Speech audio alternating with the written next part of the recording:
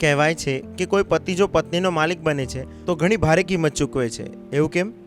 કોઈ જગ્યાએ વયા જાઓ જ્યાં લગ્ન થઈ રહ્યા છે અને ત્યાં જઈને જુઓ કે 10-10, 20-20 લાખના ઘરેણામાં કોણ ફરતું હોય છે, પુરુષ કે મહિલા? અને જે તથ્યની વાત છે, આપણે જે લાગ લપેટ વગરની સ્વીકાર કરવી જોઈએ ઈમાનદારીથી, તે આ છે કે તેમાંથી બહુ જ મહિલાઓએ 10 લાખના ઘરેણામાંથી એક પૈસો પણ કમાવ્યો નથી. 10 લાખમાં કદાચ હું ઓછું બોલી રહ્યો છું. અને તેને ઘરે લાવ્યા હતા પતિદેવ એ જ દ્રષ્ટિએથી કે આને ભોગવીશ.